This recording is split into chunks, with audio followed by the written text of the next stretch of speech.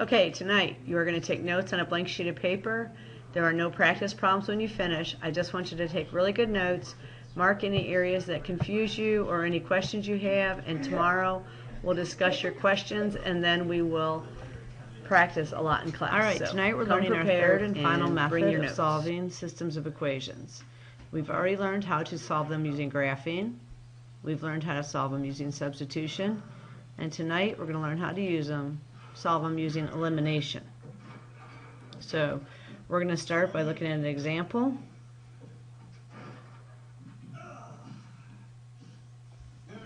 And we are going to solve 7x plus 2y equals 2 and 7x minus 2y equals 30. When we solve these, we are actually going to add them together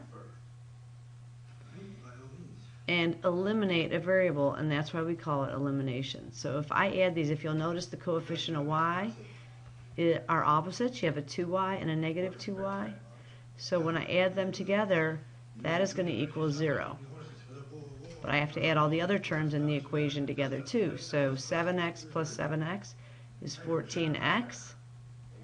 2 plus negative 30 is negative 28.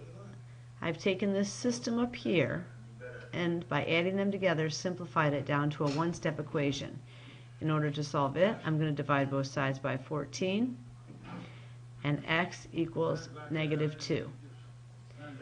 Just like in substitution, I've got to go back and solve for y now. I'm going to pick one of these equations and I'm going to pick this first one.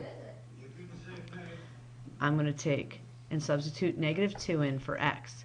So I'm going to have 7 times negative 2 plus 2y equals 2. That's a negative 14 plus 2y equals 2 after I multiply there. I add 14 to both sides of the equation and I get 2y equals 16, y equals 8. And I have solved this system using our third and final method, elimination. Okay, now that we've seen a quick peek at how elimination works, let's take a closer look as we go. First of all, when you're solving using elimination, it's important that both equations are in standard form. You'll notice that the x and the y variables are on the left in each equation and the numbers are on the right. The second thing we look for when we're using elimination is coefficients that are opposites. You'll notice in this case that x has a coefficient of 2 up here and a coefficient of negative 2 down here. The opposite coefficients are what make it possible to just use addition to eliminate one of the variables. When I add this up, I'm going to have 2x plus negative 2x is 0, y plus 5y is 6y, and 3 and negative 9 equals negative 6.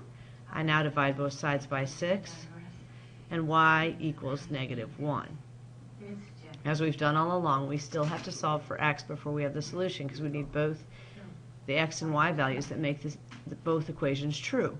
So I'm going to take this first equation, I pick it, it has no negative numbers in it, so I try to avoid those if I can. And I substitute the negative 1 in for y. So I'm going to have 2x plus, here's where my substitution happens, negative 1 equals 3. So I have 2x minus 1 equals 3. I add 1 to both sides to isolate my variable. That gives me 2x equals 4. I divide both sides by 2, and x equals 2. So the answer to this system is x is 2 and y is negative 1. Okay, let's look at a third example. This example, both equations are in standard form. However, when we look at our coefficients, the x variable has matching coefficients of 2, the y variable has a 4 and a 3. So we can't add and eliminate any variables. To remedy that, we're going to take this second equation and we're going to multiply it by negative 1. That'll give me opposite coefficients on the x. So negative 1 times 2 is negative 2x. Negative 1 times 3y is negative 3y. And negative 1 times 24, don't forget to go across the equal sign there, is negative 24. I can now add them and eliminate a variable. Positive 2x and negative 2x is 0. 4y minus 3y gives me 1y. And 10 minus and negative 24 gives me a negative 14. The next thing I need to do is substitute in negative 14 for y and solve for x, because I need to find the value of each variable that makes both equations true. So I'm going to say 2x plus 4 times negative 14. See, I took this y out and I replaced it with my solution, equals 10. I have to multiply, so I get 2x minus, positive times a negative is a negative, minus 56 equals 10. I add 56 to both sides. That leaves me 2x equals 66. I divide both sides by 2, and x equals 33.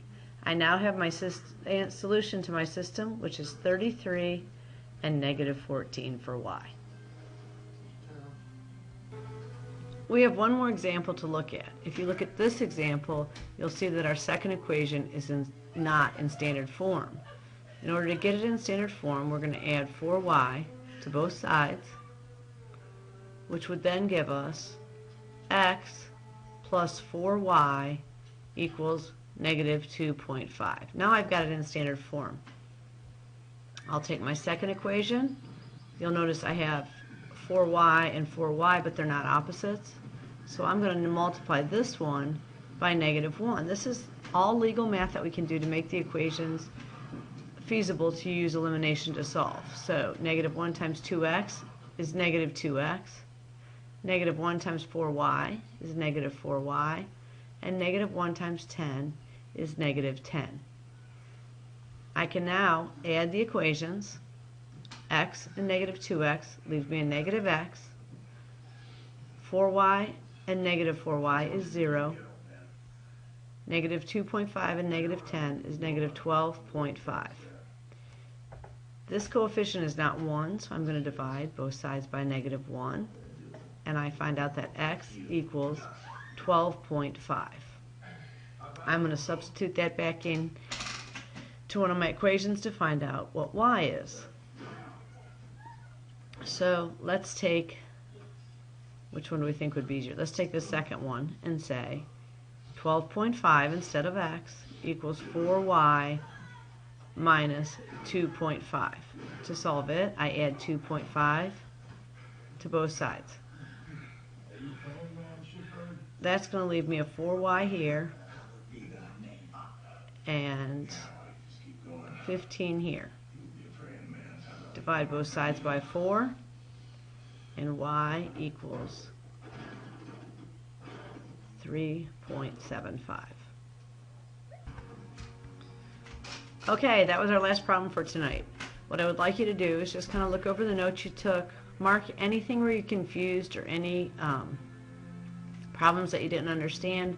We'll go over your questions tomorrow, and then we'll start practicing some of these. That's it for tonight. Good night.